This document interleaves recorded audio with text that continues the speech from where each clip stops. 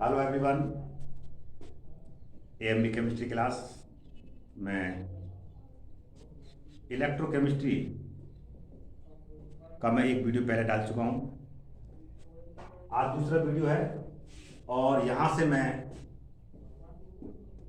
पूरा प्रयास करूँगा कि सारे के सारे क्वेश्चंस विद न्यूमेरिकल आपको इस वीडियो में अपलोड करूँ, जो कि 12th के एग्ज़ाम बहुत नज़दीक हैं। उस चीज़ को देखते हुए इस वीडियो को मैं डाल रहा हूँ। क्वेश्चन नंबर फर्स्ट,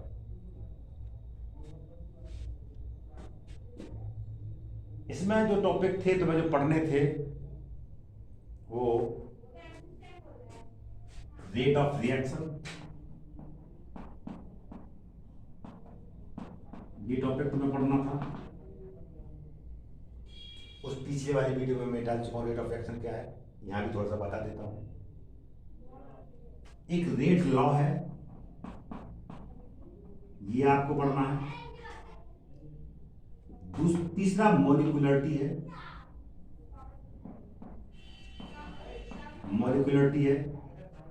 चौथी चीज है इसमें order of reaction, order of reaction. और न्यूमेरिकल वाला पार्ट है ये। नीचे आप इन सब से न्यूमेरिकल बनते हैं। इन चारों टॉपिक से आपको 5 नंबर का मिलेगा। ये सारी चीजें बड़े ध्यान से आपको समझनी है। मैं बहुत प्रयास कर रहा हूं कि अपने बच्चों को मैं अच्छी से अच्छी वीडियो डालूं ताकि उनको अच्छा समझ में आए। मैं डायरेक्ट भूमिका और कोई ना बनाते हुए मैं सीधा सब्जेक्ट पे आता हूं। चैप्टर है आपका electrochemistry. Electrochemistry, electrochemistry.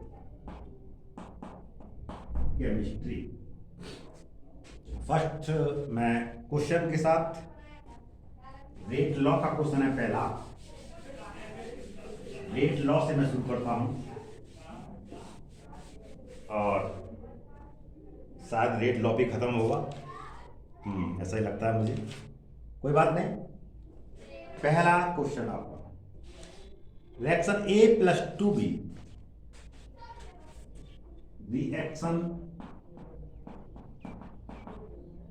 A plus 2b twice b is equal to आपका है प्रोडक्ट, यानी कि उत्पाद।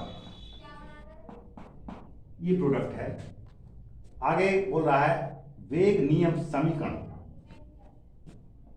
वेग नियम समीकरण, इसको इंग्लिश में कहते हैं rate law equation. Rate law equation, वेग नियम समीकरण है आपकी दे रखी है। R इजिकल टू के कंसंट्रेशन ऑफ A की पावर नथिंग, कुछ नहीं है, एंड B की पावर 2। इस तरीके से ये आपको दे रखी है, इक्वेशन द्वारा व्यक्त किया जाता है। तो रिएक्शन की ऑर्डर पूछा है, what is the order of reaction. Order of reaction पूछा है, what is order of reaction. Order of reaction, इसमें हिंदी में हम इसको कह सकते हैं अभिक्रिया की कोटि पूछी है। अभिक्रिया की कोटि हमसे पूछी गई है। एक क्वेश्चन यहां बिल्कुल सिंपल सा हो जाता है। जब आप रेट लॉ को देख रहे होंगे तो बड़ा आराम से आप निकाल सकते हैं। इस क्वेश्चन को मैंने लास्ट वीडियो में भी डाला है, पर वो वीडियो थोड़ा सा क्लियर नहीं था, इसलिए मैंने यहाँ इस बोर्ड पर अच्छे से बोर्ड पर बनाने का प्रयास कर रहा हूँ। मैं बड़े इतना से देखिएगा। ऑर्डर ऑफ रिएक्शन का अगर क्वेश्चन आता है और रेट लॉ आपको दे रखा है तो कितना क्या करना है। आप इस रिएक्शन को मैं लिखता हूँ यहाँ, रेट इज इक्वल टू के कंसंट्रेशन ऑफ ए की पावर कुछ नहीं, इसका मतलब ए की पावर 1 है, 1, बी की पावर 2, 2, अब हमें ऑर्डर ऑफ रिएक्शन के करना क्या है, जो कंसंट्रेशन की पावर है उन पावरों को आपको ऐड करना है, बस उन पावरों को आप जोड़ दीजिए। तो ऑर्डर ऑफ रिएक्शन क्या हो जाएगी बेटा, ऑर्डर ऑफ रिएक्शन हो जाएगी अभिक्रिया की कोटि बराबर कितना हो जाएगा, ए की पावर कितना 1, तो 1 आ जाएगा, प्लस बी की पावर कितना 2 आ जाएगा, टोटल हो जाएगा 3। यानी कि ये थर्ड ऑर्डर रिएक्शन है। इसका मतलब है इस अभिक्रिया की कोटि 3 होगी, यानी तृतीय कोटि की ये अभिक्रिया है। यानी ऑर्डर ऑफ रिएक्शन कितनी होगी, थर्ड ऑर्डर रिएक्शन कितना हो जाएगा, इसका आंसर आ जाएगा थर्ड ऑर्डर रिएक्शन है। ये पहला क्वेश्चन आपका यहां से क्लियर होता है। जितने भी कंसंट्रेशन जो आपको दे रखी हैं उन पावरों को आपको ऐड कर देना है, बाद बाकी कुछ नहीं करना है। बस ऐड करने के बाद में जितना टोटल आए, अगर 2 आता है तो द्वितीय कोटि की अभिक्रिया, it mean second order reaction है। 1 आ जाएगा फर्स्ट कोटि की अभिक्रिया, प्रथम कोटि की अभिक्रिया है, it mean first order reaction है। और कुछ नहीं आता है, इसका मतलब ये है वो 0 ऑर्डर रिएक्शन है, शून्य कोटि की वो अभिक्रिया है।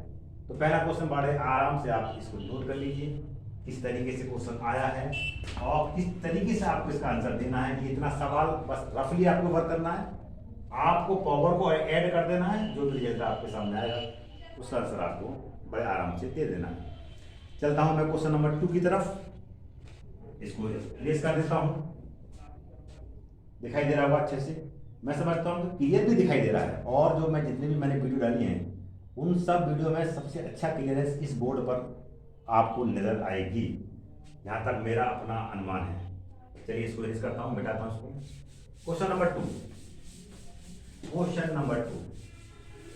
देखिए, क्वेश्चन नंबर 2 फिर वही तरीके का सवाल। अब क्रिया दे रखी है, आपको रिएक्शन दे रखी है, ट्वाइस H2O2 इक्वल टू, आगे आप ट्वाइस H2O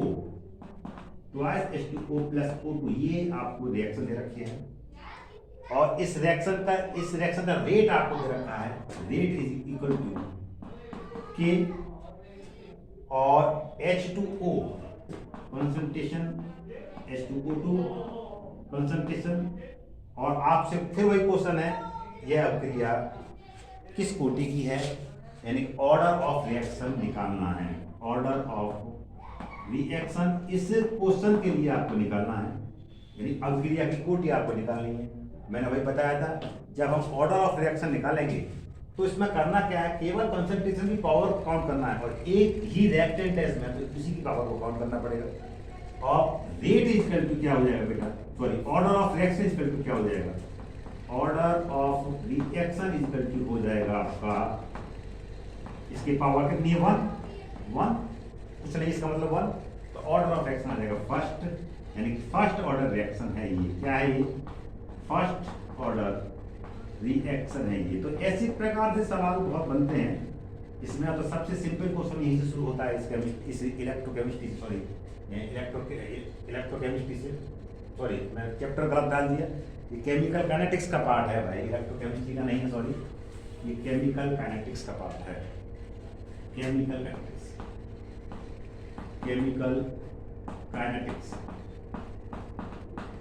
उसकी भी मैं डाल दूंगा वीडियो, इलेक्ट्रोकेमिस्ट्री, वो भी बड़ा अच्छा सब्जेक्ट चैप्टर है। पर आप फिलहाल इस चैप्टर से शुरू कर दीजिए कहानी। इससे पहले भी मैं कई सारी वीडियो डाल चुका हूँ। मैं हेलोएल्केन और हेलोएरिन का मैं डाल चुका हूँ। उसके बाद में एमीन के भी कई सारे वीडियो डाले हैं। इसके बाद तीसरा जो चैप्टर है मैंने पकड़ा है केमिकल काइनेटिक्स, क्योंकि इसके चैप्टर से न्यूमेरिकल वाला हिस्सा ज़्यादा आता है, इसलिए बच्चे बड़ा डिस्टर्ब हो जाते हैं कि यार ये चैप्टर बड़ा हार्ड लगता है, पर इसमें है कुछ नहीं। अभी मैंने ऑर्डर ऑफ रिएक्शन निकाला, आपको समझ में आ गया होगा, नहीं आया होगा दोबारा से वीडियो को देखिएगा, मैं वादा करता हूँ जरूर समझ में आ जाएगा। अभी और मैं क्वेश्चन कराऊंगा, वहाँ तक आप जब तक इस वीडियो का अंत होगा, मतलब जब ये वीडियो बिल्कुल चरम सीमा में पहुँच जाएगी, तब तक आपको इस चैप्टर से जितने भी कॉन्सेप्ट हैं सारे के सारे मैं आपको क्लियर करा दूँगा। इसमें 12th लेवल का जो भी आपको मिलता है यूपी बोर्ड में, या जो भी आपका NCERT बोर्ड है, उसमें जितने भी क्वेश्चन आते हैं मैं सारे के सारे यहाँ आपको कराने का प्रयास करूँगा।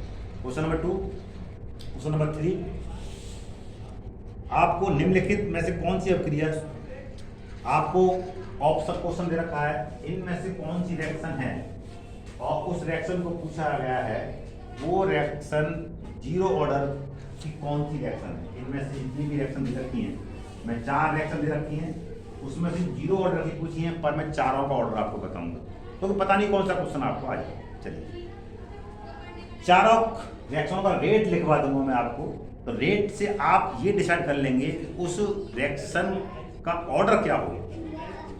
क्वेश्चन नंबर नेक्स्ट, जो भी रिएक्शंस हैं, कौन सी अभिक्रिया शून्य गुण क्वेश्चन हमारा निम्न में से कौन सी अभिक्रिया जीरो ऑर्डर रिएक्शन है। क्वेश्चन हमारे पास है, इनमें जीरो ऑर्डर रिएक्शन कौन सी है। Zero order reaction, zero order reaction पूछा गया है। 4 आपको ऑप्शन दे रखे हैं, उन चारों में से आपको जीरो ऑर्डर को ढूंढना है। मैं सारे के सारे जितने भी आपको ऑप्शन दे रखे हैं उनका सारे का सारे जितने भी रिएक्शन हैं उनका ऑर्डर बताऊंगा। पहली रिएक्शन इथाइल एसिड की क्रिया सोडियम हाइड्रोक्साइड से है, यानी CH3COOC2H5, ये इथाइल एसीटेट है और सोडियम हाइड्रोक्साइड NaOH। बनेगा क्या? बनेगा CH3COONA, सोडियम एसीटेट बनेगा, CH3COONA, और क्या बनेगा? C2H5OH बनेगा। ये क्वेश्चन आपको दे रखा होगा और आपसे ये पूछा जाएगा ये रिएक्शन किस ऑर्डर की है। चलिए, मैं इसका रेट लॉ लिखता हूं। पहले रेट लॉ क्या है? रेट लॉ उसकी कंसंट्रेशन है जिस पर ये रिएक्शन डिपेंड करती है। रेट लॉ यानी कि रेट इसका क्या हो जाएगा? इक्वल टू K CH3COO की पावर ये C2H5 पूरा का पूरा इसकी कंसंट्रेशन इनटू सोडियम हाइड्रोक्साइड की कंसंट्रेशन, ये इसके ऊपर डिपेंड करता है, यानी ये इसका रेट लॉ है। तो भैया आप इसका ऑर्डर निकाल सकते हैं। बोलिए ऑर्डर क्या हो जाएगा इसका? इसका ऑर्डर हो जाएगा, इसकी कंसंट्रेशन 1 नहीं है तो 1, पावर कुछ नहीं दे रखी इसका मतलब 1, इस पे ऊपर कुछ नहीं इसका मतलब 1, टोटल कितना होगा 1 + 1 = 2, यानी ये रिएक्शन सेकंड ऑर्डर रिएक्शन है। हमें क्वेश्चन है ये ऑर्डर रिएक्शन कौन सी है, पर ये अगर रिएक्शन आ जाती है, बहुत बार आई है, अगर ये रिएक्शन आ जाती है तो आपको बताना है ये रिएक्शन सेकंड ऑर्डर रिएक्शन ये है। क्लियर हो गया? बहुत बार ये रिएक्शन आई है, इससे रिएक्शन का ऑर्डर क्या है, इस रिएक्शन की कोटि क्या है।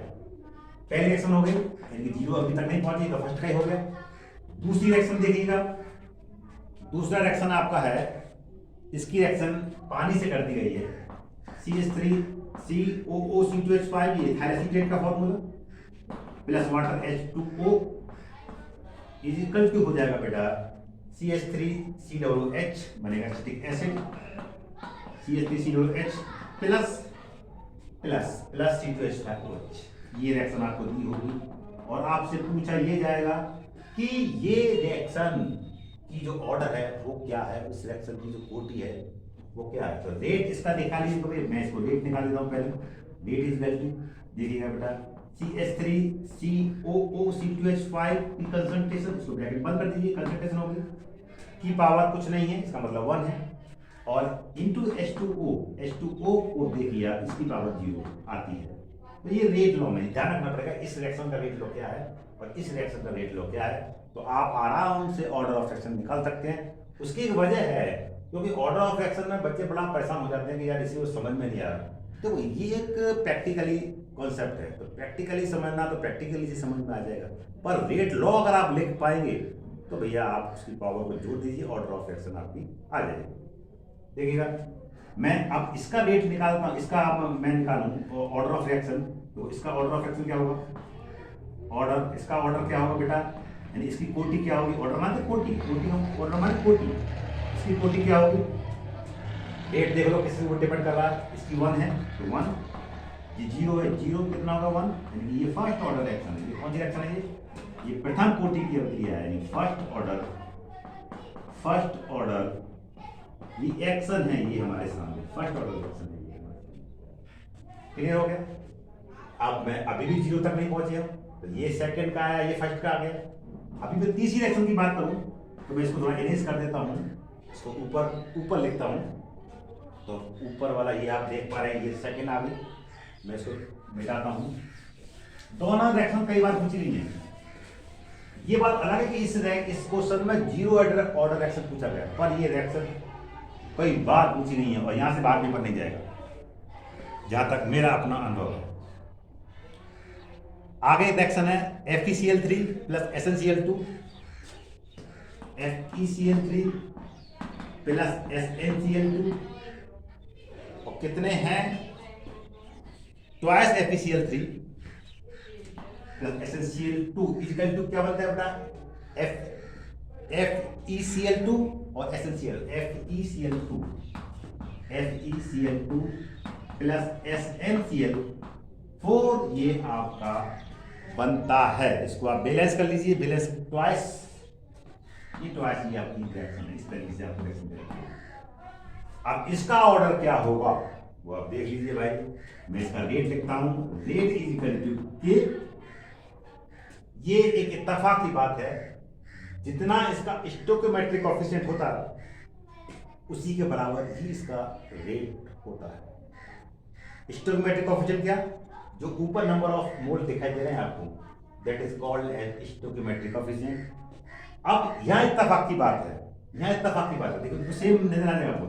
तो इसके कितने मोल है, तो FeCl3 की पावर 2 इंटू SnCl2 कितने मोल, 1, SnCl2 की पावर 1। वो एक इत्तेफाक की बात है कि स्टोइकोमेट्रिक कोएफिशिएंट के बराबर ही आई है ये वैल्यू। हालांकि बराबर भी आ सकती है, इसमें कहां थी बराबर, इनमें नहीं थी, इनमें बराबर थी ही। अभी तो ऑर्डर 2 और आया, मतलब 2 और 1 आया। तो यहां पर आप ये देखिए, इसका जो रेट लॉ है FeCl3 का, याद करने का तरीका मैं बता दे रहा हूं। यहाँ पर जितने भी नंबर ऑफ मोल्स हैं उतना ही इसका स्टोइकोमेट्रिक कोएफिशिएंट है, जितना इसका स्टोइकोमेट्रिक कोएफिशिएंट है उतनी इसकी पावर है। ये आप ध्यान रखना, ये इसका रेट है, आप ध्यान रखना। कुछ ना कुछ तो आपको ध्यान रखना। FeCl3 की पावर 2 आएगा और SnCl2 की पावर 1 आएगा, तब आप इसका ऑर्डर आप निकाल पाएंगे। ऑर्डर क्या होगा बेटा, इसकी पावर 2, इसकी पावर 1, इसका 3, यानी कि ये रिएक्शन जो होगी ये थर्ड ऑर्डर रिएक्शन है, यानी third order reaction, third order ये रिएक्शन होगी, बस और कुछ नहीं करना है। यानी कि अब 3 जो रिएक्शन थी उनमें से जीरो ऑर्डर कहीं नजर नहीं आई, इसका मतलब चौथी ही जीरो होगी, बिल्कुल जीरो होगी। पर इन तीनों रिएक्शनों के बारे में आपको पता होना चाहिए, इनमें से कोई सी भी रिएक्शन आ सकती है कोटि की दृष्टि से, कोटि पूछने के लिए। तो अब मैं चलता हूँ फाइनल रिएक्शन पर, और वो फाइनल रिएक्शन आपको मिल जाएगी। इसको मैं नीचे वाले हिस्से को मिटा देता हूँ, थोड़ा साफ कर देता हूँ, कर देता हूँ इसको। अच्छा, वो रिएक्शन है क्या, वो रिएक्शन है हमारे पास H2 plus I2 equal to twice HI। इस रिएक्शन को देखिए यार, मैं इसको रेट निकालता हूँ तो आपको मिल जाएगा। रेट इक्वल टू क्या हो जाएगा इसका, इक्वल टू K, H2 की कंसंट्रेशन की पावर 0, I2 की कंसंट्रेशन की पावर 0। अब आप पूछोगे ये 0 कहां से आई, यही तो एक्सपेरिमेंटली डाटा है, यही एक्सपेरिमेंटली डेटा है, यही प्रयोगात्मक जो निकल के आया रिजल्ट वही है जो हमने प्रैक्टिकल किया होगा। तो इसकी कंसंट्रेशन के ऊपर भी डिपेंड नहीं करता इसका रेट, और इसकी कंसंट्रेशन के ऊपर भी इसका रेट डिपेंड नहीं करता, इसलिए उसकी पावर 0 आई है। तो मैं अब इसका रेट अगर निकालूं तो रेट इक्वल टू इसकी पावर 0 प्लस 0, तो क्या है टोटल 0, नहीं तो 0 0। तो इसका मतलब ये जो रिएक्शन है, ये रिएक्शन है हमारे पास जीरो ऑर्डर रिएक्शन, जो कि हमें आपको क्वेश्चन में पूछा गया था। तो इस पर डी वाले पार्ट पर आपको टिक लगा देना। चलिए आगे बढ़ता हूँ। नेक्स्ट क्वेश्चन समझ में आ जाएगा, स्टेप बाय स्टेप पढ़ेंगे। मैं काफी पूरा प्रयास करूंगा कि सारे के सारे टॉपिक को एक ही लेक्चर में दूं, ताकि मेरे बच्चे उस पूरी वीडियो को सिस्टमेटिक तरीके से देखें। ये नहीं कि आपको थोड़ा आगे बढ़ा दी, थोड़ा पीछे घटा दी। तो अगर उस तरीके से आप देखेंगे तो फिर आपको क्वेश्चन, फिर उसका आंसर पकड़ में नहीं आएगा। चलिए मैं चलता हूँ नेक्स्ट क्वेश्चन।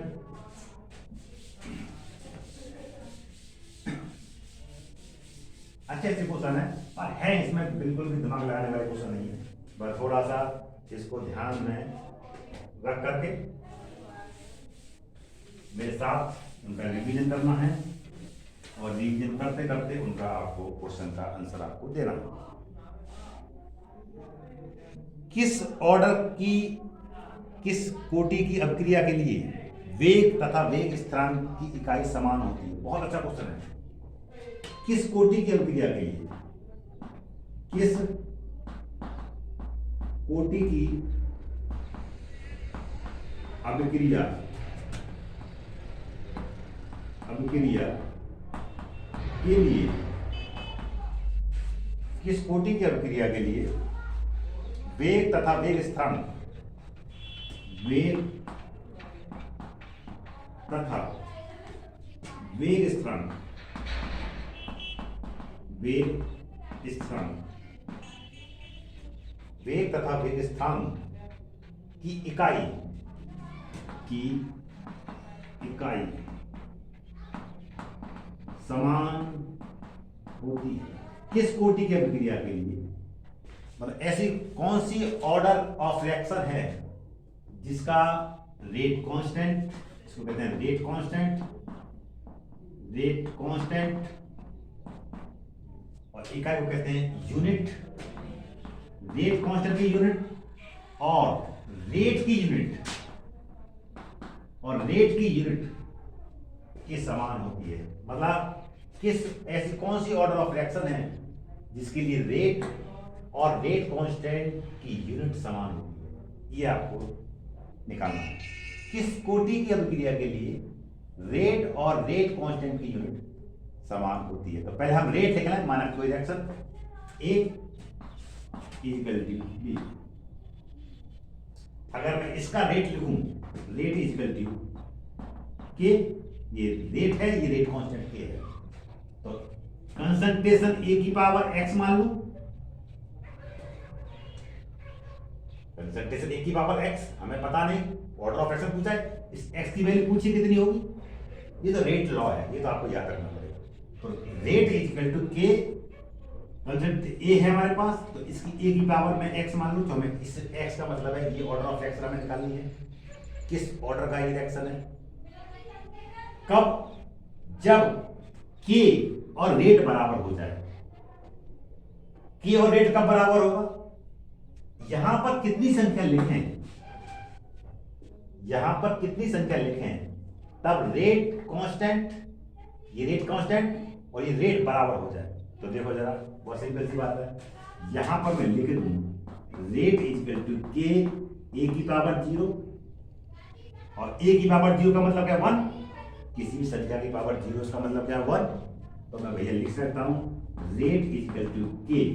यानी कि अगर हम कंसंट्रेशन 0 ले लें, इसका मतलब क्या है, अगर हम 0 ऑर्डर ले लें, 0 ऑर्डर रिएक्शन ले लें, तब रेट और रेट कांस्टेंट का जो यूनिट होता है वो समान होता है, क्योंकि जितना रेट होता है उतना ही उसका रेट कांस्टेंट होता है। तो यहां से ये क्वेश्चन बड़ा अच्छा आता है, बहुत बार ये क्वेश्चन पूछा गया है। ऐसी कौन सी ऑर्डर ऑफ रिएक्शन है जिस रिएक्शन के लिए रेट और रेट कांस्टेंट की जो यूनिट होती है वो सेम होती है? तो आपको ध्यान रखना, रेट लॉ लिखना है आपको। किसी भी रिएक्शन को मान लीजिए, रेट इज इक्वल टू के, ए रिएक्टेंट है, ए की पावर मैंने एक्स मान लिया है, क्योंकि हमें ऑर्डर ऑफ रिएक्शन निकालना है, जो हमें निकालना है उसको एक्स मान लिया है। हमने इसकी जगह 0 रख दिया है, तो रेट आपके के बराबर आ गया है। तो रेट और रेट कांस्टेंट में जब कंसंट्रेशन 0 हो जाएगी, तब उस रिएक्शन का जो यूनिट होगा, जो रिएक्शन का जो ऑर्डर होगा वो 0 ऑर्डर होगा। तो इसका आंसर आपका सामने है। 0 ऑर्डर रिएक्शन के लिए रेट और रेट कांस्टेंट का जो यूनिट होता है वो सेम होता है। इस तरीके से आपको इसका आंसर दे देना।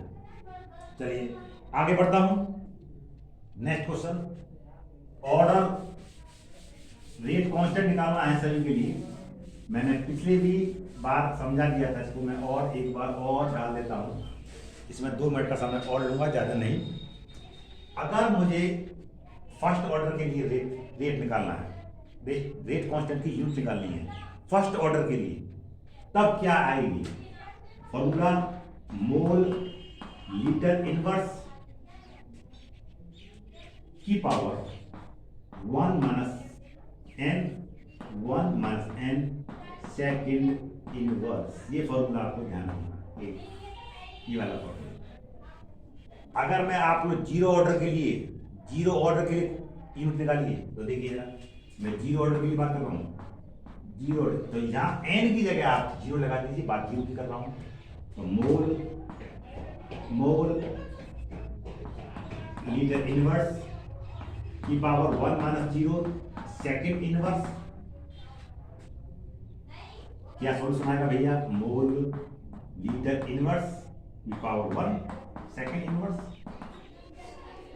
अब किसकी जगह पावर 1 है तो वही वैल्यू है जो है, तो मोल लीटर इनवर्स सेकेंड इनवर्स, ये तो हो गया जीरो ऑर्डर रिएक्शन के लिए आपका यूनिट। अगर मैं सेकेंड ऑर्डर के लिए निकालूं तो फर्स्ट के लिए निकालूं, फर्स्ट ऑर्डर के लिए निकालूं तो फर्स्ट ऑर्डर के लिए तब क्या होगा? मैं एन की जगह 1 लगा देता हूं, फॉर्मूला हमारे पास यही है, मैं यहां कर दूं तो यहीं कर लेता हूं, मोल लीटर इनवर्स की पावर 1 माइनस 1 सेकेंड इनवर्स, 1 में से 1 घटा दीजिए, जीरो आएगा। मोल लीटर इनवर्स की पावर 0 सेकेंड इनवर्स। तो अब क्या कहानी है ये देखिएगा, सेकेंड 0 तो किसी भी संख्या की पावर 0 तो पूरी वैल्यू 0, तो ये तो पूरी वैल्यू 0 हो गई, यहाँ से लेकर यहाँ तक क्या बचा हमारे पास? हमारे पास सेकेंड इनवर्स। तो इस तरीके से फर्स्ट ऑर्डर रिएक्शन का यूनिट आपका हो जाएगा। सेकेंड के लिए मैं निकालूं, सेकेंड के लिए निकालता हूं, सेकेंड ऑर्डर के लिए बिल्कुल ध्यान दीजिए थोड़ा सा, मोल लीटर इनवर्स की पावर 1 माइनस 2 सेकेंड इनवर्स, ये तो फॉर्मूला है हमारे पास, मैंने इनकी वैल्यू 2 लगा दिए है, तो यहाँ लिख सकता हूँ भैया मोल लीटर इनवर्स की पावर माइनस 1 और सेकेंड इनवर्स, तो माइनस का मल्टीप्लाई कर देना इसमें, मोल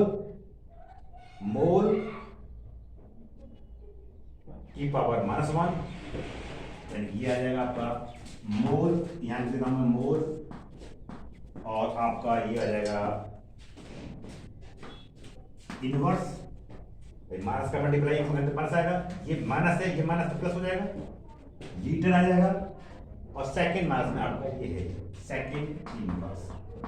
इस तरीके से इसका यूनिट आ जाएगा सेकेंड ऑर्डर के लिए। थर्ड के लिए आप निकाला n बराबर 3 लगा दें, और ये आपके लिए होमवर्क है। तो आप थर्ड ऑर्डर रिएक्शन का जो यूनिट होगा वो क्या होगा, ये आपके लिए होमवर्क है, कमेंट में मुझे बताइएगा कि सर थर्ड ऑर्डर के लिए रेट कॉन्स्टेंट का जो यूनिट होगा वो ये होगा। चलिए मैं आगे चलता हूँ नए क्वेश्चन के लिए। नया क्वेश्चन बहुत सिंपल है, फर्स्ट सेकंड थर्ड ऑर्डर के लिए ये यूनिट आता ही है, ऑब्जेक्टिव में मिल ही जाता है। आप कोई सा भी पेपर उठा लें, कोई सा भी सेट उठा कर देख लें, वहां से ये क्वेश्चन आपको मिलता ही है। चलिए आगे मैं चलता हूं। एक शून्य कोटि की अभिक्रिया है और आपके पास दे रखा है एक जीरो ऑर्डर रिएक्शन है, जीरो ऑर्डर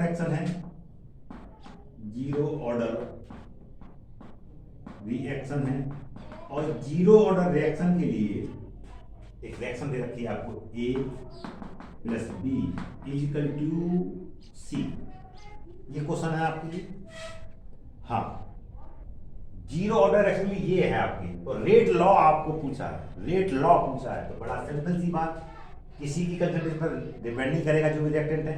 तो जीरो ऑर्डर के रेट लॉ क्या हो जाएगा, R80 rate equal to K concentration of A की power 0 and concentration of B की पावर 0। ये इसका आंसर होगा। रेट इस रिएक्शन के लिए जीरो अगर ऑर्डर रिएक्शन है तो उसका रेट ये होगा, तो किसी की भी कंसंट्रेशन पर, किसी भी रिएक्टर की कंसंट्रेशन पर वो डिपेंड नहीं करेगा उस रिएक्शन का रेट। चलिए आगे चलते हैं। बहुत सिंपल सा क्वेश्चन था, इसमें तो कुछ करना था ही नहीं तुम लोगों को। मैं आगे बढ़ता हूँ। जीरो ऑर्डर रिएक्शन के लिए रेट कांस्टेंट निकालना है, वो मैंने अभी बता दिया।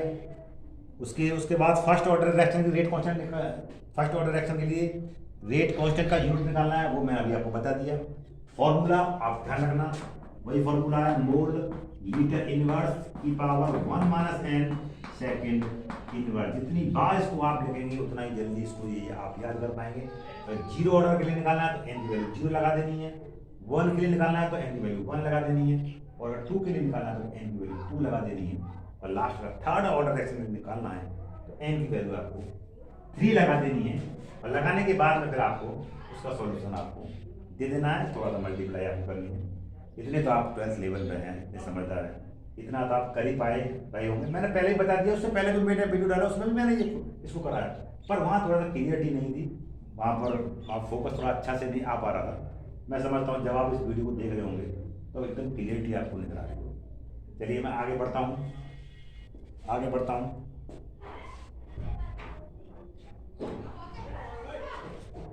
जीरो ऑर्डर रिएक्शन के लिए, जीरो ऑर्डर रिएक्शन है, जीरो ऑर्डर रिएक्शन के लिए आपको नया क्वेश्चन है। जीरो ऑर्डर रिएक्शन के लिए रेट कांस्टेंट तथा हाफ लाइफ में क्या रिलेशन होता है? जीरो फर्स्ट ऑर्डर के लिए, फर्स्ट ऑर्डर रिएक्शन के लिए, फर्स्ट ऑर्डर रिएक्शन के लिए, फर्स्ट ऑर्डर में यहां इसको पूरा ही लिख देता हूं। चलिए, फर्स्ट ऑर्डर रिएक्शन के लिए क्या होता है? फर्स्ट ऑर्डर रिएक्शन के लिए, फर्स्ट ऑर्डर रिएक्शन के लिए, फर्स्ट ऑर्डर रिएक्शन के लिए, रिएक्शन के लिए, फर्स्ट ऑर्डर रिएक्शन के लिए क्या होता है भैया? फर्स्ट ऑर्डर रिएक्शन के लिए रेट कांस्टेंट और हाफ लाइफ में क्या रिलेशन होता है? रेट कांस्टेंट और हाफ लाइफ, अर्ध आयु, हाफ लाइफ में क्या रिलेशन होता है? रिलेशन क्या संबंध होता है? फर्स्ट ऑर्डर रिएक्शन के लिए रेट कांस्टेंट यानी वेग स्थिरांक और अर्धायु में क्या संबंध होता है? वो आपने संबंध निकाला होगा, पहले प्रूफ किया होगा, और प्रूफ नहीं किया है तो मैं उसका संबंध आपको डायरेक्ट बता देता हूँ, वो आपको याद करना पड़ेगा। कि इसका डी होता है 0.6932 अपॉन T1/2। T1/2 क्या है यार? T1/2 है अर्धायु, और के है आपका rate constant. Where T1/2 equal to half life and अर्धायु, ये आपका अर्धायु है, इसी को हम हाफ लाइफ कहते हैं। और के जो हमारे पास है ये रेट कांस्टेंट है, यानी अभिक्रिया का वेग है। तो इस तरीके से आप आराम से निकाल सकते हैं वेग स्थिरांक, अभिक्रिया का वेग स्थिरांक है ये, तो आप आराम से इसको आप निकाल पाएंगे। ये अर्धायु है और ये अभिक्रिया का वेग स्थिरांक में लिख दूँ। चलो, ये अभिक्रिया क्या है बेटा? वेग स्थिरांक है। ये आपका रिलेशन है k = 0.6932 अपॉन टी। हाँ, बहुत बार पूछा गया क्वेश्चन है, मैं क्या बताऊं तुम्हें, जितने भी मैं क्वेश्चन मैंने कराए हैं वो सही, आप हर 5 साल का एवरेज से निकाला तो लगभग 2 या 3 बार हर बार आए हैं। चलिए मैं आगे चलता हूँ। नेक्स्ट क्वेश्चन है, प्रथम कोटि की अभिक्रिया का अर्धभाग पूर्ण होने में लगा समय। प्रथम कोटि की अभिक्रिया के लिए मैं क्वेश्चन लिखता हूं, फिर इसके बाद में समझाता हूं। प्रथम कोटि की अभिक्रिया के लिए, प्रथम कोटि की अभिक्रिया के अर्धभाग के पूर्ण होने में लगा समय। अब प्रथम कोटि की अभिक्रिया यानी फर्स्ट ऑर्डर रिएक्शन के लिए की इज वैल्यू मैंने अभी बताया, की इज वैल्यू 0.6932 अपॉन T1/2 है, की इज वैल्यू 0.6932 अपॉन T1/2 है। तो क्वेश्चन हमारे पास ये है कि यदि कोई अभिक्रिया प्रथम कोटि की अभिक्रिया में अर्धभाग के पूर्ण होने में लगा समय, समय कितना है? T½ ठीक है। तो ऑप्शन दे रखे, मैं ऑप्शन पढ़कर समझ रहा हूं आपको। पहला ऑप्शन आपके पास है, इसकी प्रारंभिक क्षमता पर निर्भर करेगा। दूसरा, उसकी प्रारंभिक क्षमता के व्युत्क्रमानुपाती होगा यानी उल्टा होगा। तीसरा, उसकी प्रारंभिक क्षमता पर निर्भर नहीं करेगा। चौथा, उसकी प्रारंभिक सांद्रता के वर्गमूल पर निर्भर करेगा। तो प्रथम कोटि की अभिक्रिया का समीकरण हमारे पास आपका ये रहा। ये देखिए आप हाफ लाइफ में जिस रिलेशन होता है फर्स्ट ऑर्डर का वो ये होता है, वो रिलेशन आपको याद रखना पड़ेगा। पिछले क्वेश्चन में भी ये रिलेशन आया है। आपसे ये पूछा गया है ये जो हाफ लाइफ है प्रथम कोटि की अभिक्रिया के अर्धभाग के पूर्ण होने में कितना समय लगेगा, आधे भाग के पूर्ण होने में कितना समय लगेगा, उसकी प्रारंभिक कंसंट्रेशन। प्रारंभिक कंसंट्रेशन क्या होती है, जो सबसे स्टार्टिंग होती है किसी पदार्थ की, वो यहाँ तो कंसंट्रेशन कहीं है नहीं प्रारंभिक, इससे फॉर्मूले में तो कहीं नजर नहीं आ रही है। इसका मतलब प्रारंभिक कंसंट्रेशन का, इनिशियल कंसंट्रेशन का इससे कोई लेना देना नहीं है। तो पहला ऑप्शन तो यही गलत हो जाता है। दूसरा ऑप्शन हमारे सामने है, इसकी इनिशियल कंसंट्रेशन की व्युत्पन्न इनिशियल कंसंट्रेशन है ही नहीं, तो उसके व्युत्पन्न कैसे होगा, तो ये भी बात खत्म हो जाती है। इनवर्सली प्रोपोर्शनल कैसे होगा, मतलब व्युत्पन्न का मतलब इनवर्सली प्रोपोर्शनल कैसे होगा, मतलब यहाँ पर कोई भी आपको यहाँ पर इनिशियल कंसंट्रेशन आपको दिखाई नहीं दे रही है। ये टी हाफ दिखाई दे रहा है और ये आपका के आपको दिखाई दे रहा है। ठीक है, अब तीसरी बात है, इसकी इनिशियल कंसंट्रेशन पर डिपेंड नहीं करेगा, इनिशियल कंसंट्रेशन डिपेंड नहीं करेगा, यानी प्रारंभिक सांद्रता पर निर्भर नहीं करेगा। बिल्कुल सही बात है, बिल्कुल सही बात है, निर्भर करेगा ही नहीं, क्योंकि इसमें प्रारंभिक सांद्रता का कोई लेना देना नहीं है। तो तीसरा ऑप्शन सही है, पर चौथा भी पढ़ के आपको बता देता हूं, इसकी प्रारंभिक सांद्रता के वर्गमूल पर निर्भर करेगा, बिल्कुल नहीं करेगा। यानी इनिशियल कंसंट्रेशन का इसमें कोई लेना देना नहीं है, कोई जिक्र नहीं है। इसलिए उसकी इनिशियल कंसंट्रेशन जो होगी, हाफ लाइफ और के के बीच में रिलेशन होगा, टी हाफ और के के बीच में जो रिलेशन होगा, उस पर इनिशियल कंसंट्रेशन का कोई भी रोल नहीं है। तो ये इस प्रकार से आप इसका आंसर दे पाएंगे बड़े आराम से। उसका फॉर्मूला आपको पता होना चाहिए। तो इस फॉर्मूले के बेस पर न्यूमेरिकल भी आ सकता है, और इस फॉर्मूले के बेस पर दो क्वेश्चन अभी मैंने आपको बता दिया। चलिए मैं चलता हूं आगे।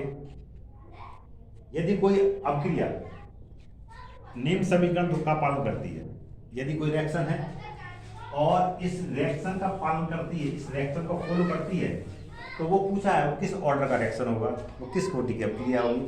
मैं लिखता हूँ उस रिएक्शन को, मुझे रखा K = 2.303 upon T log A/A-x। ये फॉर्मूला आपके पास है, K = 2.3 log 10 बेस पे 10 मान लीजिए 10। तो ये आपका ये फॉर्मूला आपके पास है।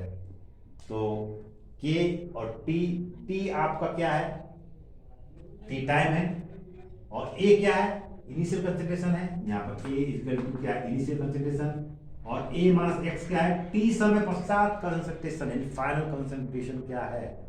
तो ये जो है इस सब की वैल्यू आपको पता होनी चाहिए, ये आपको न्यूमेरिकल में दे रखी होंगी। फाइनल इनिशियल कंसंट्रेशन क्या है और फाइनल कंसंट्रेशन आपकी क्या है, समय आपका क्या है, या समय आपको मालूम करना पड़ेगा। तो इस तरीके से ये जो रिएक्शन दे रखी है, आपसे ये पूछा गया है कि ये रिएक्शन किस ऑर्डर को फॉलो करती है। तो ये रिएक्शन सीधा फर्स्ट ऑर्डर रिएक्शन है, और फर्स्ट ऑर्डर रिएक्शन को जब प्रूव करते हैं आप, तो यही फॉर्मूला आपके सामने निकल के आता है। तो फर्स्ट ऑर्डर रिएक्शन का ये फॉर्मूला आपको आता है। इसी से हाफ लाइफ का भी बनता है, इसी से हाफ लाइफ का भी फॉर्मूला बनता है, जो मैंने अभी लिखवाया था, K = 0.6932 अपॉन T हाफ। ये कहाँ से आता है, वो इसी से आता है, इसी रिएक्शन से आता है। तो फर्स्ट ऑर्डर का यही है, ये भी फर्स्ट ऑर्डर का, पर ये हाफ लाइफ वाला है, ये आपका हाफ लाइफ वाला नहीं है। ये आपका सिंपली है K = 2.303 upon T log 10A/A-x। अगर मैं यहाँ से ये फॉर्मूला सिद्ध करूँ, प्रूव करूँ, तो देखो आराम से हो जाएगा। अगर मैं T मान लूँ, T = T हाफ, T1/2 आधा समय लगेगा। ठीक है, इनिशियल कंसंट्रेशन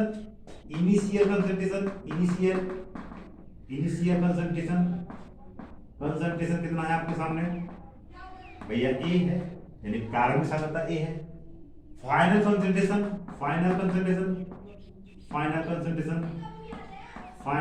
क्या हो जाएगी बेटा, फाइनल कंसंट्रेशन ये हो जाएगी, जब समय आपका आधा है तो फाइनल कंसंट्रेशन क्या हो जाएगी, उसकी प्रारंभिक मात्रा का आधा हो जाएगा। तो वो प्रारंभिक मात्रा मतलब इनिशियल कंसंट्रेशन का आधा हो जाएगा, क्योंकि हाफ लाइफ की डेफिनेशन यही है, जब कोई पदार्थ, जब कोई सब्सटेंस अपनी प्रारंभिक मात्रा का, अपनी इनिशियल स्टेज का आधा रह जाता है जितने समय में, तो टाइम उसकी हाफ लाइफ कहलाती है। ये परिभाषा आपको याद होगी। तो इनिशियल कंसंट्रेशन ए है, फाइनल कंसंट्रेशन क्या होगी, प्रारंभिक मात्रा का आधा, यानी इनिशियल कंसंट्रेशन का आधा। तो आधा का मतलब a/2 ये हो जाएगा। तो ये वैल्यू हम यहाँ लगा दें, कुछ नहीं है तो k इक्वल टू हो जाएगा 2.303 upon t half log a की वैल्यू a और इसकी वैल्यू है आपकी a/2। 2 ऊपर पहुंच जाएगा, बेस पर 10 है, तो k बराबर इसका 2.303 अपॉन t हाफ लॉग 2 ऊपर पहुंच जाएगा 2a अपॉन a, इसे कट जाएगा, लॉग 2 आ जाएगा। तो k बराबर मैं लिख सकता हूँ 2.303 upon t half log 2 base पर 10 और लॉग 2 की वैल्यू कितनी होती है 10.3010। तो मैं यहाँ कर देता हूँ k इक्वल टू आपके सामने आ जाएगा 2.303 into 0.3010 divided by t2 t half, इसका इसमें मल्टीप्लाई कर देंगे। मल्टीप्लाई करने के बाद आंसर आपको आ जाएगा k इक्वल टू, इसकी जब मल्टीप्लाई इसमें करेंगे तो 0.6932 आता है। करके आप देख लीजिएगा, मैंने करके देखा है इसलिए मैंने इसको लिख दिया है 0.6932। इसको मैंने पहले करके देख लिया है, तब मैं ये वैल्यू मुझे पता है इसलिए मैंने लिख दिया। मुझे इतना बड़ा लंबा चौड़ा कैलकुलेशन नहीं पता है, पर मैंने कई बार इसका मल्टीप्लाई किया है, वो करने के बाद में ये वैल्यू आई है, तो इसलिए मैंने इसको डायरेक्ट लिख दिया।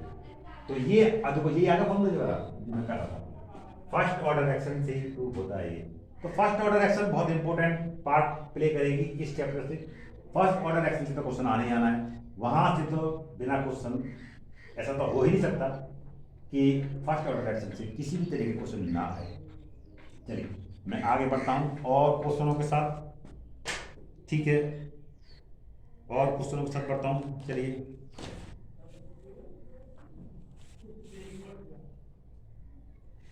निम्न में कौन सी अपक्रिया आभासी एक अणु अपक्रिया है? भाई आभासी एक अणु अपक्रिया, स्यूडो फर्स्ट ऑर्डर एक्शन पूछा गया है, इनमें से कौन सी आभासीय प्रथम कोटि की अपक्रिया है? आभासीय, निम्न में कौन सी आभासी एक अणु है? निम्न में कौन आभासी एक अणु है? मतलब स्यूडो फर्स्ट ऑर्डर निकालना है। स्यूडो फर्स्ट ऑर्डर रिएक्शन होती क्या, कौन कौन सी होती है? फर्स्ट ऑर्डर तो मैंने बता दिया आपको। स्यूडो फर्स्ट ऑर्डर कौन कौन सी होती है? एक ऐसी रिएक्शन जिनका ऑर्डर तो एक हो पर उसकी मॉलिक्यूलरिटी एक से अधिक हो, उसे हम कहते हैं स्यूडो ऑर्डर रिएक्शन या आभासी प्रथम कोटि की अपक्रिया। दोबारा सुनो, एक ऐसी रिएक्शन जिसका ऑर्डर तो एक हो लेकिन उसकी मॉलिक्यूलरिटी एक से अधिक हो। अब मॉलिक्यूलरिटी शब्द यहाँ आगे दोबारा आ गया, तो मॉलिक्यूलरिटी भी कभी पूछ ली जाती है। अगर कोई रिएक्शन दे रखी होगी तो आपसे उसकी पूछ जाएगी उसकी आणविकता कितनी होगी, तो मैं वो क्वेश्चन भी यहाँ पर क्लियर कर दूंगा, आणविकता कैसे निकालेंगे आप। और ये जो आभासी एक अणु अपक्रिया है, मैं लिख देता हूँ इसको आभासी एक अणु, आभासी एक अणु अपक्रिया पूछी गई है। आभासी एक अणु अपक्रिया पूछी गई है, अभिक्रिया या स्यूडो फर्स्ट ऑर्डर रिएक्शन कौन सी होगी? इंग्लिश में आप स्यूडो फर्स्ट ऑर्डर रिएक्शन इसको बोलते हैं। तो वही मैं बताने की कोशिश कर रहा हूं, आभासी एक अणु अपक्रिया वो रिएक्शन होती हैं जिनका ऑर्डर तो एक होता है पर उनकी मॉलिक्यूलरिटी एक से अधिक होती है, उसे हम कहते हैं आभासीय एक अणु अपक्रिया। ये डेफिनेशन आप लिख लेना अपनी कॉपी में। एक ऐसी रिएक्शन जिसकी कोटि एक होती है लेकिन आणविकता एक से अधिक होती है, उसे हम आभासीय एक अणु अपक्रिया कहते हैं या स्यूडो फर्स्ट ऑर्डर रिएक्शन इसको कहते हैं। मैं आता हूं एग्जाम्पल पर, एग्जाम्पल देख लीजिएगा इसका। Example CH3 COO C2H5 CH3 C2H5 plus H2O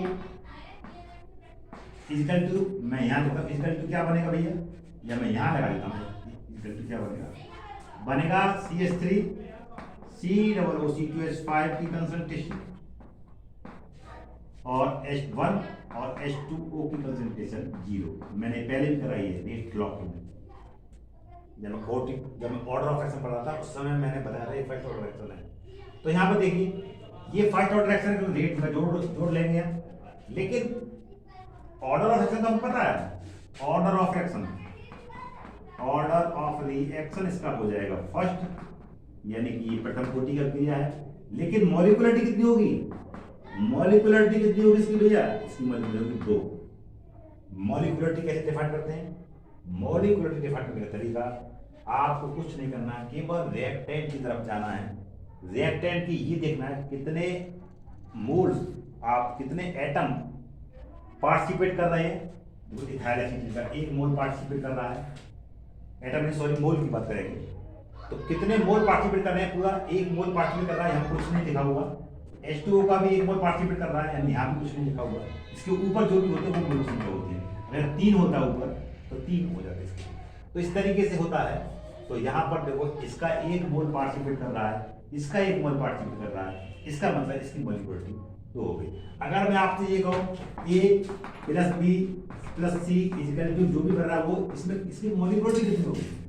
तो आपको इसकी मॉलिक्युलरिटी पता करने के लिए साहब इसकी मॉलिक्युलरिटी जो होगी वो 3 होगी।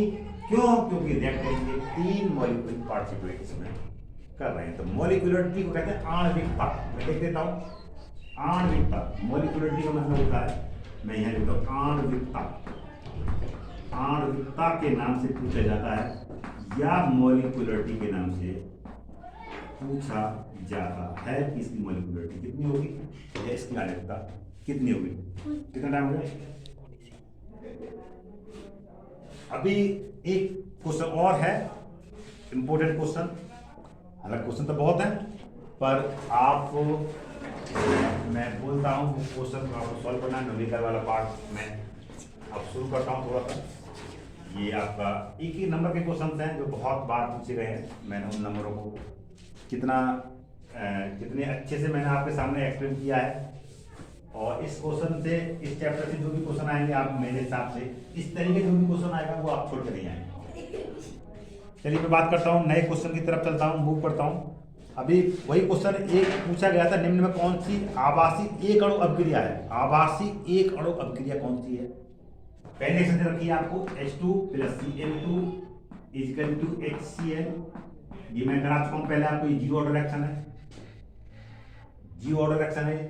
तो ऑर्डर तो इसका एक है ही नहीं, तो इसका मतलब ये तो है नहीं। दूसरी रिएक्शन आपको मैंने दे रखी है इधर, सारी रिएक्शन वही है सब की सब। दूसरी रिएक्शन आपको दे रखी है FeCl। दूसरी रिएक्शन कौन सी है भाई? FeCl3 plus SnCl2। FeCl3 plus SnCl2 बनता है FeCl2। FeCl2 बनता है और SnCl4 बनता है। इसको बैलेंस कर लीजिए बेटा, ट्वाइस।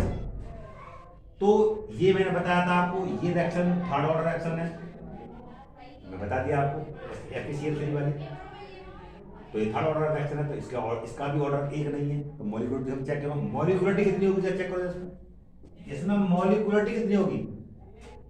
दो मोल FeCl3 को, 1 मोल SnCl2 का, इसकी मॉलिक्युलरिटी होगी 3। यहाँ देखो चेक करो मॉलिक्युलरिटी कितनी होगी।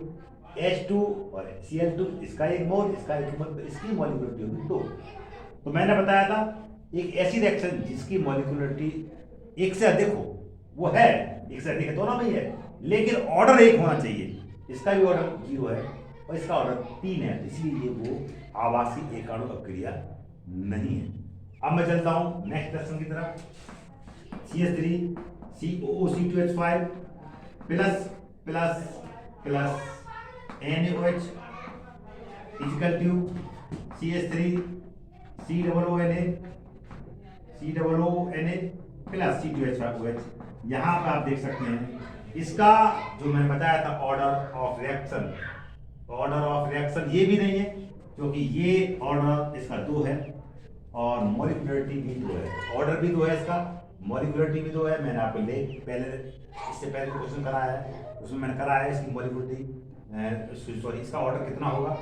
तो मॉलिक्युलरिटी की तो वहाँ कोई बात नहीं आई थी, पर यहाँ बात आई है मॉलिक्युलरिटी की। तो मैं बता देता हूँ, देखो इसका 1 मोल पार्टिसिपेट कर रहा है, इसका भी 1 मोल पार्टिसिपेट कर रहा है, इसकी मॉलिक्युलरिटी तो 1 से अधिक है, पर ऑर्डर जो इसका है वो आपके 2 है, हमें ऑर्डर 1 चाहिए। नेक्स्ट क्वेश्चन, नेक्स्ट पार्ट, तीसरी रिएक्शन, पहला दूसरा तीसरा चौथी रिएक्शन, और मैं समझता हूँ वही रिएक्शन फाइनल रिएक्शन होगी। बिल्कुल सही कह रहे हैं आप।